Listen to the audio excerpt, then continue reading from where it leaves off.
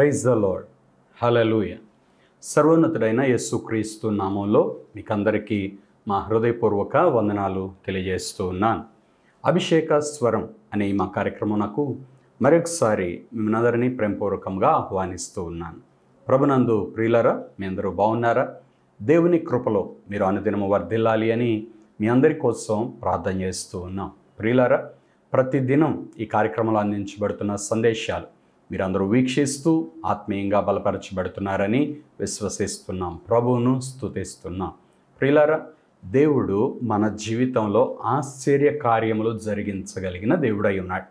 మన ఊహకు మించిన కార్యములు చేయటం దేవుని యొక్క ప్రత్యేకత.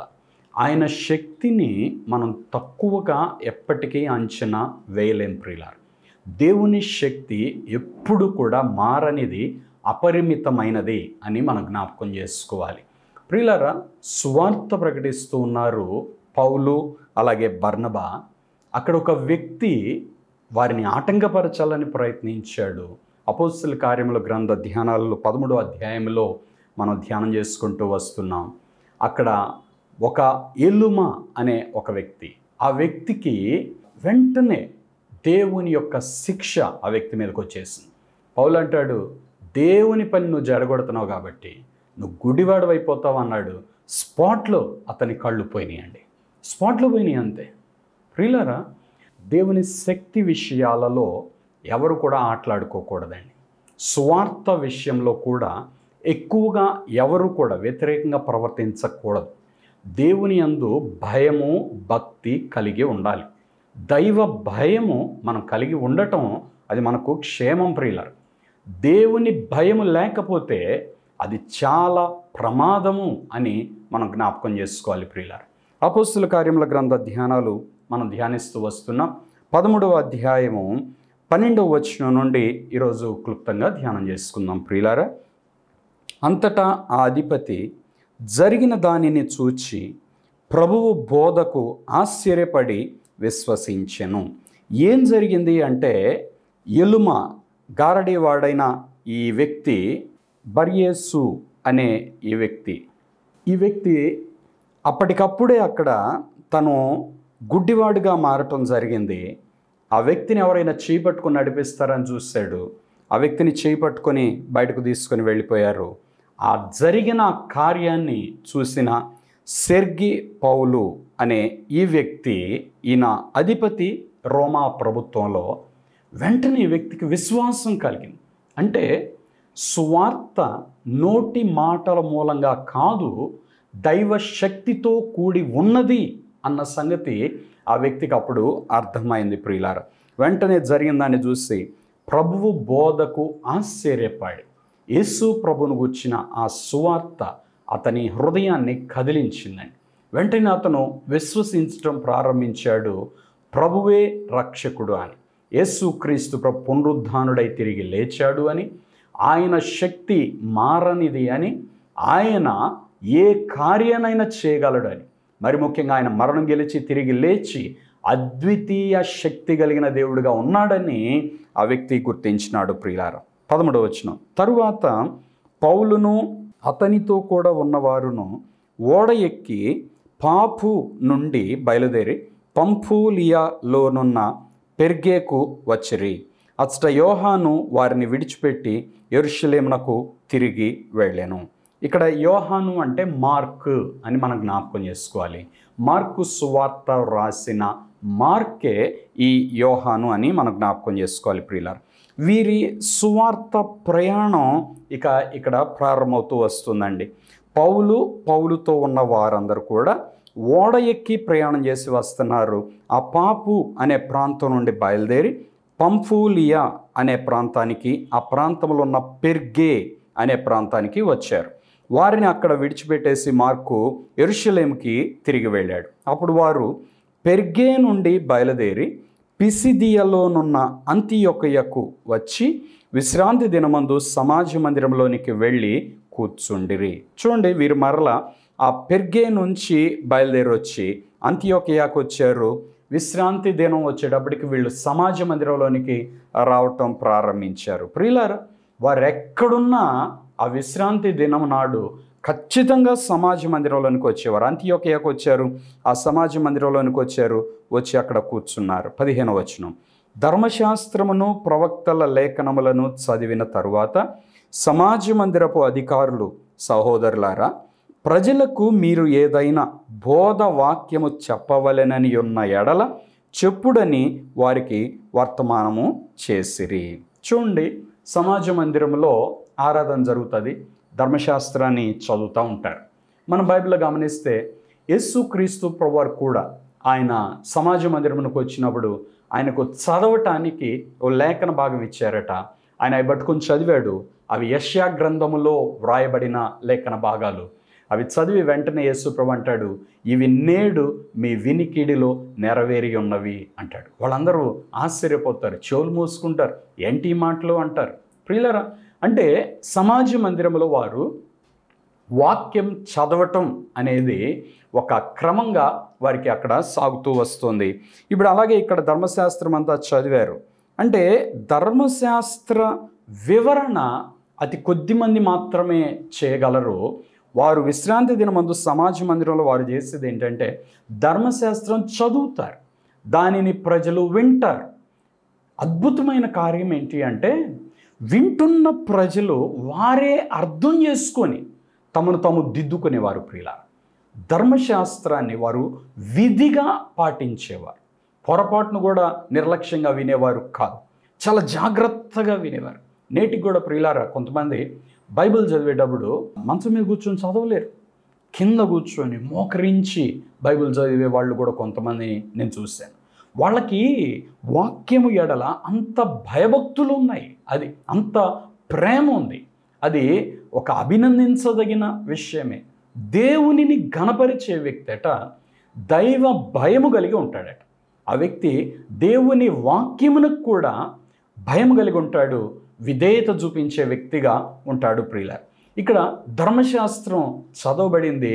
అయిపోయిన తర్వాత అక్కడున్న సమాజ మందిరపు అధికారులు ఓ వర్తమానం పంపించారు. ఎవరి దగ్గరికి?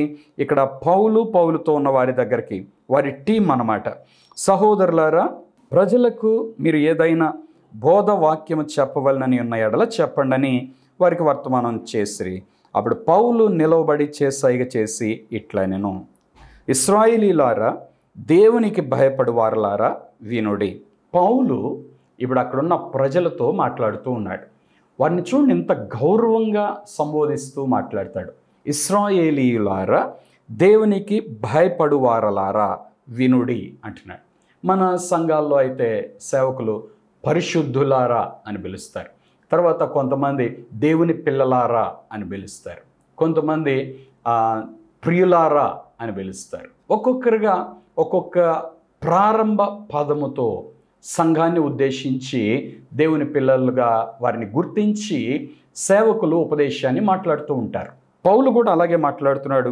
ఇశ్రాయేలీయులారా, దేవునికి భయపడు వారలారా వినుడి. ప్రియులారా, సంఘములో ఉపదేశం చేసేటప్పుడు ఓ ప్రత్యేకమైన పదం ఉండాలి, ప్రార్థన చేసేటప్పుడు కూడా ఓ ప్రత్యేకమైన పదం ఉండాలి. కొంతమంది ప్రార్థన ప్రేమగల తండ్రి అని చేస్తారు, పరలోకమందున్న మా తండ్రి అని ప్రారంభిస్తారు. తర్వాత కొంతమంది ప్రియుడు అయిన తండ్రి, కొంతమంది జీవము కలిగిన తండ్రి, జీవాధిపతి. ఒక్కొక్క పేరు దేవునికి సంబంధించింది, గౌరవప్రదమైంది, లేక దేవునికి చెందిన ఒక పేరు పిలిచి ఆ తర్వాత ప్రార్థన ప్రారంభిస్తూ ఉంటాం. ప్రభువానికి స్తోత్రాలు అని చెప్తూ ఇంకా ఒక్కొక్కటిగా ప్రార్థన ప్రారంభమవుతుంది. అలాగే వాక్య ఉపదేశం కూడా ప్రియులారా ఒక్కొక్క ప్రత్యేకమైన పదముతో ప్రారంభమవుతుంది. ఒక్కొక్క దైవజనులు ఒక్కొక్క రకంగా పలకరిస్తూ ఉంటారు సంఘాన్ని. ఇక్కడ పౌలు ఇక్కడున్న సమాజ మందిరంలో ఉన్న సంఘాన్ని ఎలా పలకరిస్తూ ఉన్నా అంటే, ఇశ్రాయేలీయులారా, దేవునికి భయపడు వారలారా వినుడి అంటున్నాడు. అంటే వీరిలో దైవ భయం ఉంది, వాక్యాన్ని శ్రద్ధగా వింటున్నారు, వీరు ఇశ్రాయేలీయులు కాబట్టి వారిని ఆ పదముతో చెప్తున్నాడు, దేవునికి భయపడు వారలారా వినుడి. ఇశ్రాయేలును ఈ ప్రజల దేవుడు మన పితరులను ఏర్పరచుకొని వారు ఐగుప్తు దేశమందు పరదేశులై ఉన్నప్పుడు ఆ ప్రజలను హెచ్చించి తన భుజ బలము చేత వారిని అక్కడ నుండి తీసుకొని వచ్చి ఇంచుమించు 40 ఏండ్ల మట్టుకు అరణ్యములో వారి చేష్టలను సహించెను. చూడండి, చదవబడిన వాక్యం కంటే వింటున్న ప్రజలకు అవసరమైన ఒక సందేశాన్ని పౌలు భక్తుడు వారికి బోధించడానికి ప్రయత్నం చేస్తున్నాడు. ఏమి సందేశాన్ని వారితో మాట్లాడుతున్నాడంటే, ప్రారంభం ఎక్కడ ప్రారంభించాడంటే ఐగుప్తు దేశం నుండి ప్రారంభిస్తున్నాడు. ఇశ్రాయేలు ప్రజలకి ఇదొక అలవాటు ఉంటుంది ప్రియులారా. దేవుని కార్యముల గురించి వారు మాట్లాడాలన్నా ఐగుప్తు దేశము మొదలుపెట్టుకుని మాట్లాడతారు. అలాగే ఇక్కడ స్టెఫను చెప్పిన అబ్రహాం మొదలు పెట్టుకొని చెప్పాడు, పౌలు ఐగుప్తు దేశం మొదలు పెట్టుకొని చెప్తున్నాడు. అంటే వీరు ప్రారంభం నుంచి దేవుడు ఎలా తన ప్రజల్ని ఎన్నుకున్నాడు, ఎలా దేవుడు తన ప్రజల్ని నడిపించాడు, వారి జీవితంలో దేవుడు ఎలాంటి అద్భుతమైన కార్యాలు చేశాడు, ఈ విషయాలన్నీ వారికి అర్థం అవ్వాలని వీరు ఇలాగూ ప్రారంభం నుంచి మాట్లాడుతూ ఉంటారు ప్రియులారా. మన జీవితంలో కూడా దేవుని గురించి మనం ధ్యానించేటప్పుడు తప్పక మనం చేయాల్సిన ఒక పని ఏంటి అంటే, మన జీవిత ప్రారంభం నుండి ఇప్పటి వరకు దేవుడు ఎన్ని కార్యాలు మన జీవితంలో చేశాడు, వాటిని మనం జ్ఞాపకం చేసుకోవాలి. దావీదు భక్తుడు కూడా అంటాడుగా, నా ప్రాణమా యెహోవాను సన్నుతించుము, నా అంతరంగములో ఉన్న సమస్తమా ఆయన పరిశుద్ధ నామమును సన్నుతించుము, ఆయన చేసిన ఉపకారములలో దేనిని మరువకుము అంటాడు. మనం మర్చిపోకూడదు, జ్ఞాపకం చేసుకోవాలి. అప్పుడప్పుడు ప్రియులారా, మీ వ్యక్తిగత ప్రార్థనలో ఇది ఒక అలవాటు చేసుకోండి. కూర్చొని ప్రార్థనలో దేవానికి స్తోత్రం అంటూ ప్రభువును స్తుతిస్తూ, ప్రభువు మీ జీవిత ప్రారంభం నుండి మీ కష్ట పరిస్థితులలో, మీ ఆర్థిక ఇబ్బందులలో, మీ ప్రయాణాలలో దేవుడు ఏ ఏ కార్యాలు చేశాడు, ఎన్ని కార్యాలు చేశాడు, అన్నిటిని ఒకసారి జ్ఞాపకం చేసుకొని వాటన్నిటిని బట్టి కృతజ్ఞతతో దేవుని స్తుతిస్తూ ఉండండి. ప్రియులారా, కృతజ్ఞత కలిగిన హృదయం దేవుని ఘనపరిచే హృదయంగా ఉంటుంది. ఎవరైతే కృతజ్ఞత కలిగి ఉంటారో వారు దేవుని కృపను పొందుకుంటారు, వారు దేవుని ఘనపరిచేవారుగా ఉంటారు ప్రియులారా. అందుకే ఇశ్రాయేలు ప్రజలతో మాట్లాడేటప్పుడు ఎవరైనా గమనించండి, వీరు ఐగుప్తు దేశం నుండి వారి మాటను ప్రారంభిస్తారు. అంటే దేవుడు ఎలా ఎన్నుకున్నాడు, ఐగుప్తు దేశమందు పరదేశులై ఉన్నప్పుడు ప్రాముఖ్యంగా చెప్పే మాట అండి.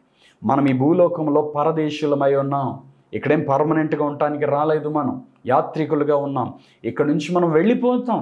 పరదేశులై ఉన్నారు మన పితరులు ఐగుప్తు దేశంలో. అది ఎందుకు మాట్లాడతారంటే, భూమి మీద మన జీవితం కూడా పరదేశుల్లా ఉంది. దీన్ని మనం అర్థం చేసుకోవాలి. శాశ్వతుడైన దేవుడే మన నివాస స్థలం. మనము దేవునితో ఉండవలసిన వారు, దేవునికి దూరమై ఉండటం కాదు మనం చేయవలసింది. ఎక్కడ దేవునికి దూరం మనం అవ్వకూడదు, దేవునికి దగ్గరగా ఉండాలి, దేవునిలో నిలవబడాలి, దేవునిలో మనం ఫలించేవారుగా ఉండాలి ప్రియులారా. అందుకే ఎప్పుడు కూడా మనం దాన్ని జ్ఞాపకం చేసుకుంటూ ఉండాలి. ఈ లోకం మనది కాదు, మన పౌరసత్వం పరలోకంలో ఉన్నది. అందుకని ఇక్కడ అంటున్నాడు, ఐగుప్తు దేశమందు వారు పరదేశులై ఉన్నప్పుడు ఆ ప్రజలను హెచ్చించి, అంటే ఐగుప్తు దేశం వాళ్ళది కానంత మాత్రాన, వారు బానిసలుగా ఉన్నంత మాత్రాన, మీరు ఐగుప్తు దేశం నుండి బయటకు వచ్చిన తర్వాత నా కార్యాలు చేస్తానని దేవుడు చెప్పలేదు. ఐగుప్తు దేశంలోనే దేవుడు తన ప్రజలను ఆశీర్వదించడం ప్రారంభించాడు, వారిని అక్కడ హెచ్చించాడు. అంటే దేవుడు నిన్ను దీవించాలి అని కోరుకుంటే నువ్వు ఉన్న స్థలం దేవునికి ఆటంకం కాదు, నువ్వు ఉన్న ప్రాంతం దేవునికి ఆటంకం కాదు. ఐగుప్తు దేశం నిండా భయంకరమైన విగ్రహారాధన జరుగుతూ ఉంటుంది. ఐగుప్తు దేశంలో అనేక మంది దేవునిని నమ్మని వారు ఉంటారు, అది వారి దేశం. అయినప్పటికీ ఇశ్రాయేలు ప్రజలు ఐగుప్తు దేశంలో ఉన్నప్పుడు వీరి దేవుడు వీరిని ఆశీర్వదించాడు అనే మాట నొక్కి చెప్తున్నాడు. ప్రియులారా, అప్పుడప్పుడు లోకంలో కొంతమంది భయపడిపోతూ ఉంటారు, ఆ ఇల్లు కలిసి రావట్లేదండి, అది కలిసి రావట్లేదండి, ఇది కలిసి రావట్లేదండి.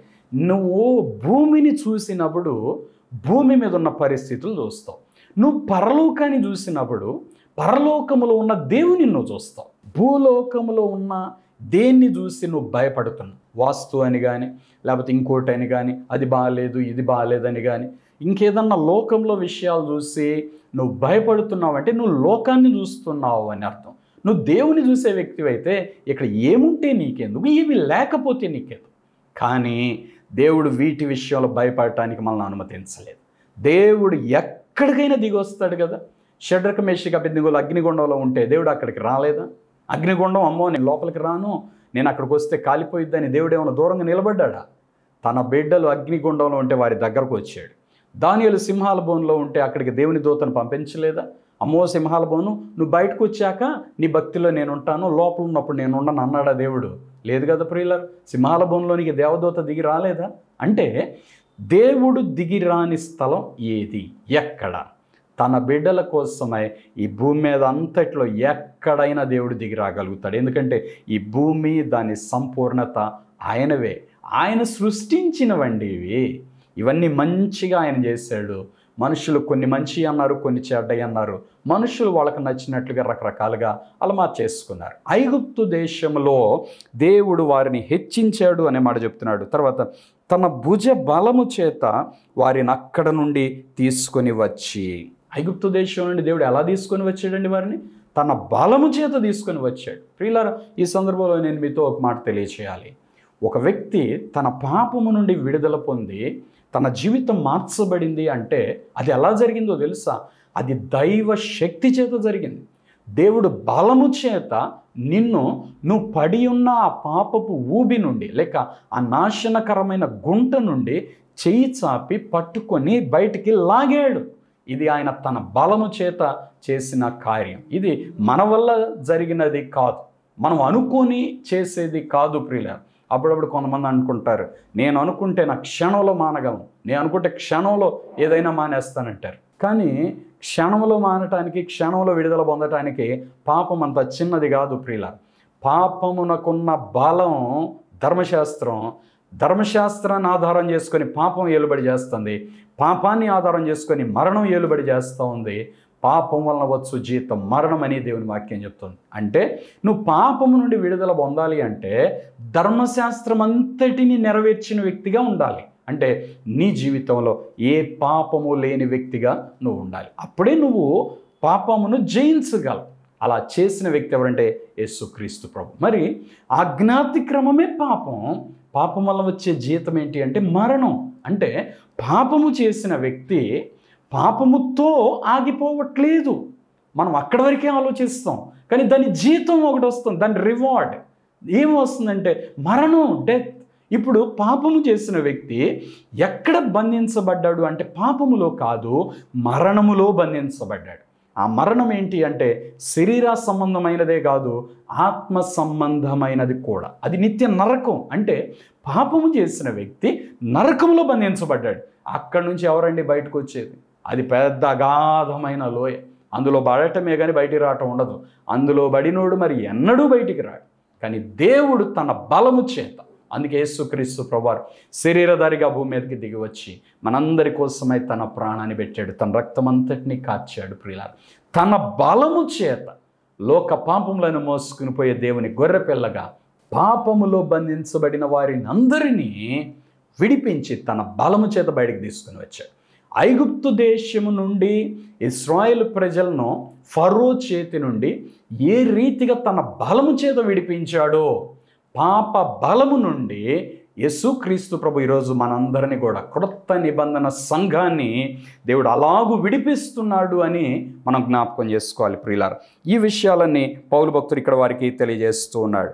అంత గొప్ప కార్యం చేస్తే ఐగుప్తు దేశం నుండి తన బలము చేత వారిని అక్కడి నుండి తీసుకొని వస్తే 40 సంవత్సరాల పాటు వారి యాత్రలో వారు దేవుని ఎంతో విసిగించారు అనే మాట చెప్తున్నాడు. అరణ్యములో వారి చేష్టలను సహించెను. చూసారు, అంటే ఐగుప్తు దేశం నుండి కనానుకు దేవుడు తీసుకొని వెళ్ళాలి అనుకున్నది చాలా కొద్ది సమయంలోనే, 11 రోజులు చాలండి.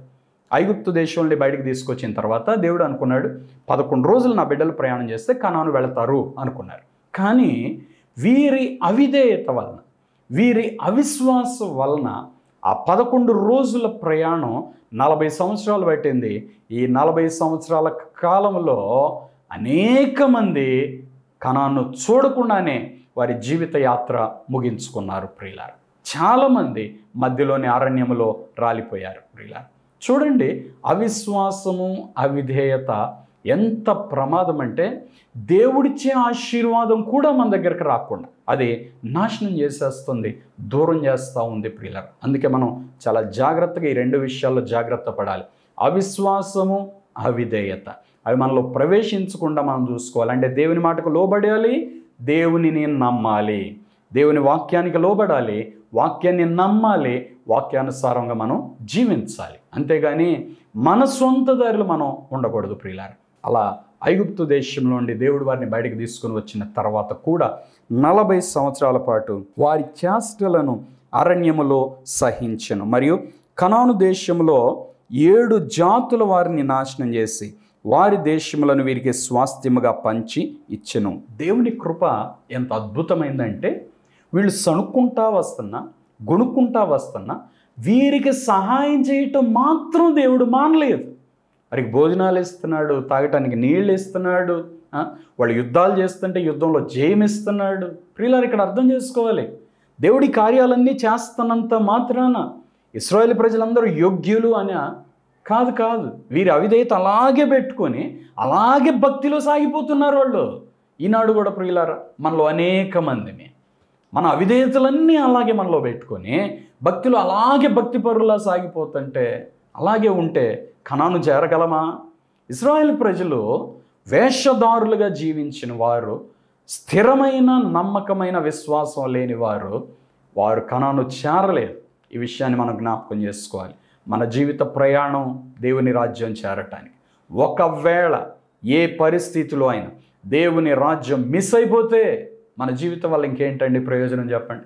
భూమి మీద ఎంతో కష్టపడి బ్రతుకుతున్నాం, దినదినములు ఎన్నో శ్రమలు, ఎన్నో నిందలు, ఆకలి దప్పికలు, ఎన్నో మాటలు, మానసిక యుద్ధాలు, అనారోగ్యంతో పోరాటాలు, ఎన్నెన్నో పోరాటాలు, ఈ జీవన సంబంధంగా అనేక రకాలైన పోరాటాలు పోరాడి ముగింపులో కూడా ఓడిపోయిన వారుగా నరకానికి వెళ్ళిపోతే ఇంకా అంతకంటే దుఃఖకరం ఇంకోటి ఉండదు ప్రియుల. అందుకే జాగ్రత్తగా మన విశ్వాస జీవితాన్ని కాపాడుకోవాలి, మన భక్తిని కాపాడుకోవాలి, మన పరిశుద్ధతను కాపాడుకోవాలి, దేవునికి ఇష్టలుగా జీవించాలి, దేవునిని వెదకాలి, దేవుని దగ్గర మనం పరిశీలించుకుంటూ ఉండాలి. ఈ మాట జ్ఞాపకం చేసుకొని దేవుని వెదకాలి, దేవుని ముందు నిలబడాలి. ప్రభువా నన్ను పరిశీలించు, నన్ను పరిశోధించు అని దావీదులాగా మనం మాట్లాడాలి. నీకు ఆయాసకరమైనది ఏదైనా నాలో ఉన్నదేమో తీసేయి ప్రభువా అని చెప్పగలగాలి. అటువంటి విశ్వాసం మనం ఎప్పుడైతే నేర్చుకుంటామో మన భక్తి జీవితం చాలా దేవుని చేత ఆశీర్వాదకరంగా ఉంటుంది ప్రియులారు. వీరు 40 సంవత్సరాల వారి ప్రయాణంలో ప్రియులారు దేవుడు ఎంతో జయమిచ్చాడు. 7 జాతుల వారిని నాశనం చేసి వారి దేశములను వీరికి స్వాస్థ్యముగా పంచి ఇచ్చెను. ఇంచుమించు 450 సంవత్సరాలు ఇట్లు జరిగాను. ఎంతకాలం అండి? 450 సంవత్సరాల పాటు. చూడండి, అన్ని సంవత్సరాలు దేవుని దీర్ఘశాంతమే, ఓపిగ్గా ఎదురు చూశాడట. మార్పు వస్తుందా వీరిలో? వీరు మారతారా? జీవితాన్ని దిద్దుకుంటారా? ఇంకా వేషధారులుగానే జీవిస్తారా? దేవుడు నీకెంత సమయం ఇస్తున్నాడు ప్రియ దేవుని బిడ్డ? వేషధారిగానే జీవిస్తావా? అలాగే నీ జీవితాన్ని ముగించుకుంటావా? దేవుని ఎదుట యథార్థంగా ఉండాలి. నువ్వు మనుష్యుల్ని మోసం చేసినంత మాత్రాన దేవుని మోసం చేయలేవు. మనుషులు ఎదుట నటించవచ్చు, దేవుని ఎదుట నటించలేమండి. అందుకే దేవుని ఎదుట చాలా జాగ్రత్తగా మన భక్తి జీవితాన్ని కాపాడుకోవాలి, మన యథార్థతను కాపాడుకోవాలి, మన విశ్వాసాన్ని కాపాడుకోవాలి ప్రియులారు. కాబట్టి 450 సంవత్సరాల పాటు చూడండి దేవుని కార్యాలు ఎన్నో చూస్తూనే ఉన్నారు. వారి జీవితంలో అయితే ఏ మార్పు రాలేదంట ప్రియులారు. స్వాస్థ్యం తీసుకుంటున్నారు, దేవుడిచ్చేవన్నీ తీసుకుంటున్నారు, జీవితాన్ని అయితే మార్చుకోవట్లేదు. అనేక మంది ప్రియులారు కష్టం వస్తే ప్రార్థన చేసుకుంటున్నారు, సహాయం పొందుతున్నారు దేవుని దగ్గర, ఎన్నో రీతులుగా దేవుని సహాయం పొందుతున్నారు, ఎంతో దేవుని ఆశీర్వాదాన్ని పొందుతున్నారు.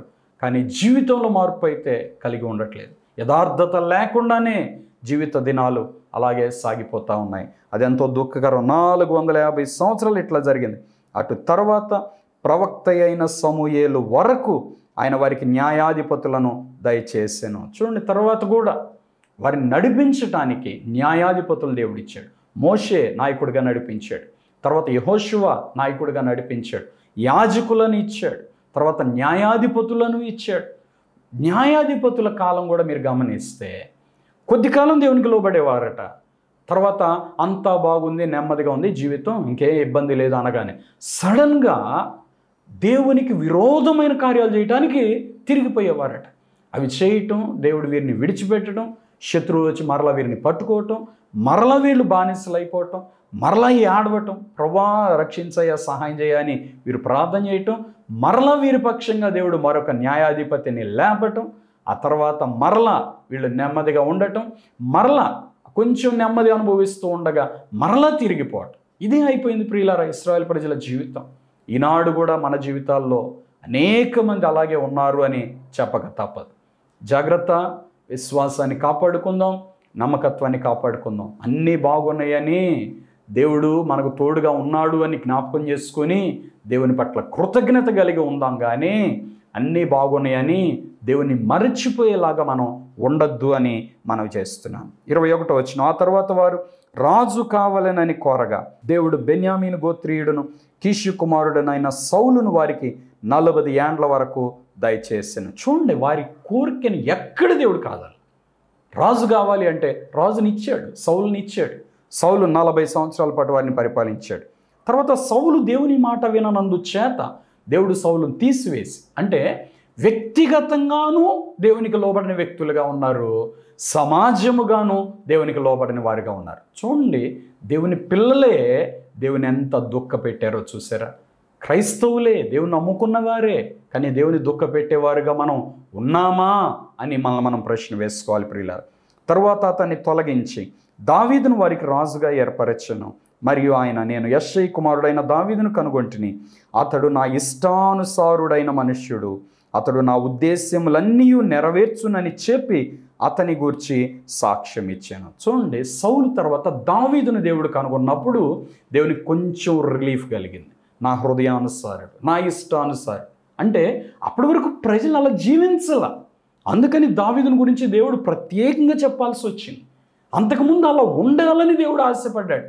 ప్రజలందరూ అట్లా నా మనస్సుకు నచ్చినట్టు మీరుండండి అంటే, మాకు నచ్చినట్టు మేముంటాం, మాకు నచ్చినట్టు నువ్వుండు అని వీళ్ళు దేవునితో అనటం ప్రారంభించారు. ఈనాడు కూడా అంతే కదండి. దేవుడు మనల్ని నడిపించాలి, మనం చేయబట్టుకుని దేవుడా నేను ఎక్కడికి వెళ్తున్నా, నువ్వు నాకు తోడుగరా, దేవునిని మనం నడిపించడానికి ప్రయత్నం చేస్తున్నాం. చూసారా ప్రియులారా, మన జీవితంలో మనం దేవునికి లోబడటం ఆశీర్వాదకరం. దావీదు అలాగూ దేవునికి లోబడ్డాడు. దేవుడు ఇక్కడ అంటాడు, అతడు నా ఉద్దేశములన్నీ నెరవేర్చును. ఎంత ఆశ దేవునికి, ఆయన చిత్తం మన పట్ల నెరవేర్చాలని కోరుకుంటున్నాడు. మనం ఆయనకు అప్పగించుకుంటే ఆ కార్యం ఆయన చేయగలుగుతాడు. మనం అప్పగించుకోలేకపోతే దేవుడు ఏమీ చేయలేడు. కాబట్టి ప్రియులారా, ఈ కార్యక్రమం చూస్తున్న మీరు దేవుని చేతికి అప్పగించుకోండి, దేవుని చిత్తానికి లోబడండి. దేవుడు మీ జీవితంలో కూడా గొప్ప కార్యాలు చేయడానికి ఇష్టపడుతున్నాడు. ప్రార్థన చేసుకుందాం. తల వంచి కళ్ళు మూసుకోండి. మీ కొరకు ప్రార్థన చేస్తాను. పరిశుద్ధమైన తండ్రి, ప్రేమ కలిగిన ప్రభువా, మీకు వందనాలు, స్తోత్రాలు. ఎంతమంది మా ప్రియులు ఈ కార్యక్రమం చూస్తున్నారు, బిడ్డలందరినీ దర్శించండి ప్రభువా. మీరు తాకండి, బలపరచండి. నీకు లోబడి నిన్ను సంతోషపెట్టే జీవితాలు మాకు దయచేయండి. ఈ కార్యక్రమం చూస్తున్న మా ప్రియులందరినీ దర్శించండి. ప్రతి వ్యక్తిని, ప్రతి కుటుంబాన్ని దర్శించండి నాయన. నీకు ఆయాసకరమైనవి మా జీవితంలో తొలగించుకుంటకు, మమ్మల్ని పరిశీలించుకుంటకు కృపణ దయచేయండి. ఈ కార్యక్రమం చూస్తూ అనారోగ్యంతో బాధపడుతున్న బిడ్డలు ముట్టండి నాయన. వారికి ఉన్న అది ఎటువంటి వ్యాధి అయినా యేసు నామములో ముట్టి స్వస్థపరచండి ప్రభువా.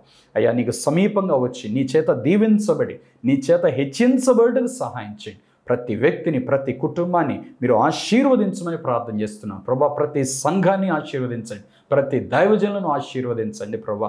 అయ్యా, మేమందరము నిన్ను సంతోషపెట్టేవారుగా, నీ ఉద్దేశంలో మా జీవితంలో నెరవేర్చబడినట్లుగా విధేయత కలిగిన వారుగా మమ్మల్ని చేయమని ప్రార్థన చేస్తున్నాం. ఈ కార్యక్రమం చూస్తున్న ప్రతి ఒక్కరిని దీవించండి. ఈ కార్యక్రమాన్ని సపోర్ట్ చేస్తున్న బిడ్డలందరినీ దీవించండి ప్రభా. తమ వంతు ఆర్థిక సహకారం పంపిస్తున్న ప్రతి వ్యక్తిని ప్రత్యేకంగా దీవించండి తండ్రి. అలాగే ఎవరైతే ఈ పరిచర్యల కొరకు ప్రార్థిస్తున్నారో వారిని మీరు ఆశీర్వదించమని ప్రార్థన చేస్తున్నాను ఆయన. ఈ ప్రార్థనలో నాతో ఏకీభవిస్తూ వారి అవసరతలు, సమస్యలు ఎవరైతే నాతో పాటు కలిసి ప్రార్థన చేస్తున్నారో వారిని దర్శించి ఆ కార్యములని జరిగించమని ప్రార్థన చేస్తున్నా. బిడ్డలకు మీరే తోడు నడిపించి దీవించుమని యేసు నామంలో ప్రార్థిస్తున్నాను తండ్రి, ఆమేన్. ప్రియులారా, ఈరోజు కార్యక్రమం ద్వారా మీరు దీవించబడ్డారు నమ్ముతున్నా. మీరు పొందిన మేలు, మీ ఆత్మీయ మేలు తప్పకుండా మాకు తెలియపరచండి. ఈ కార్యక్రమం మీకు దీవెనకరంగా ఉంటే తప్పకుండా ఒక కార్యక్రమాన్ని స్పాన్సర్ చేయండి. దేవుడు మనందరినీ దీవించును గాక. God bless you. ఆమేన్. మీ ప్రేమపూర్వక కానుకలు చెక్ ద్వారా, లేక డీడీ ద్వారా, లేక ఆన్లైన్ ట్రాన్స్ఫర్ ద్వారా మాకు పంపించుటకై మా account number 115894442996, state bank of India, IFSC code SBIN 00212232. అలాగే మీ ప్రేమపూర్వక కానుకలు గూగుల్ పే ద్వారా, ఫోన్పే ద్వారా, అలాగే పేటిఎం ద్వారా కూడా మాకు పంపించవచ్చును. మీరు మాకు పంపించుటకై మా ఫోన్ నంబర్స్ 9346892569, మరి యొక్క నంబర్ 8886667676.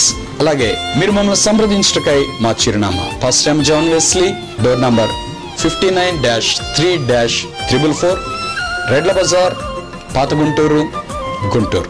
Pin number 522001. మీ ప్రార్థన అవసరతలు మాకు తెలియపరచుటకై మా ఫోన్ నంబర్స్ 8866667676, మరి యొక్క నంబర్ 7075159777.